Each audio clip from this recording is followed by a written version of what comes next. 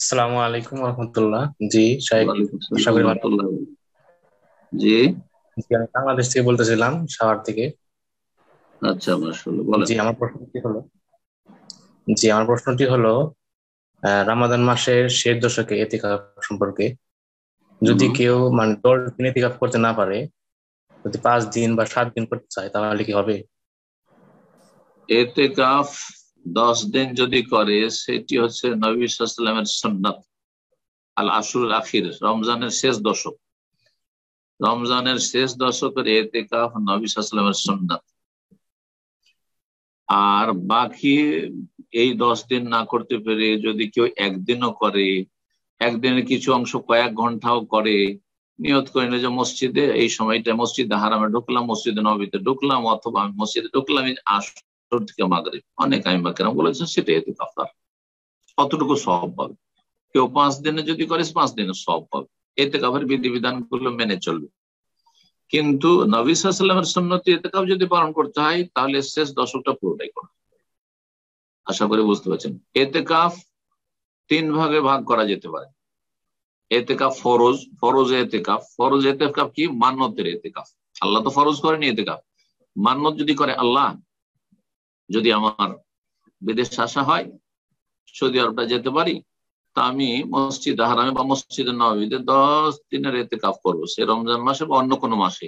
হ্যাঁ, বা অমুক অমুক দিন অমুক মাসের এতদিন এতেকাফ করবো, তাহলে এতেকাফ ফরজ হয়ে গেছে। সে নিজেরও ফরজ করে নিয়েছে। ওয়ালিউফু নুযুরহুম, আল্লাহ বলছেন তারা যেন অবশ্যই তাদের মানত পুরা করে, মানত পুরা করা ফরজ। দ্বিতীয় এতেকাফ হচ্ছে সুন্নাত, সুন্নাত মুআক্কাদা, তা হচ্ছে রমজান মাসের শেষ দশকে।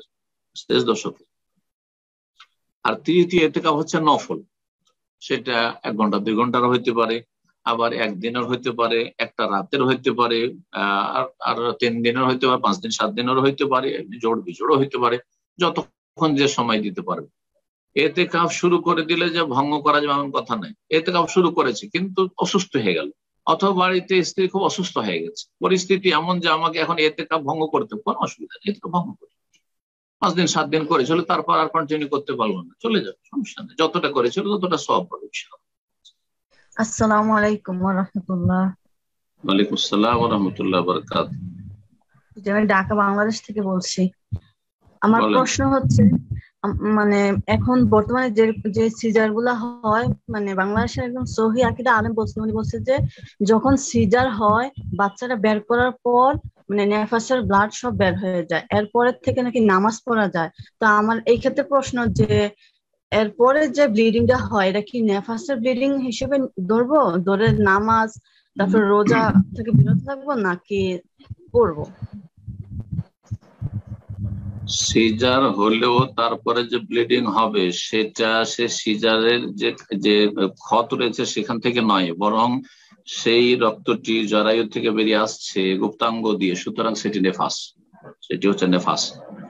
যিনি বলেছেন সেটা নেফাস নয়, যেদিন বাচ্চা সিজার সেদিন থেকে সালাত আদায় করতে হবে, এই ফতোয়া ভুল। জি, আল্লাহু আ'লাম।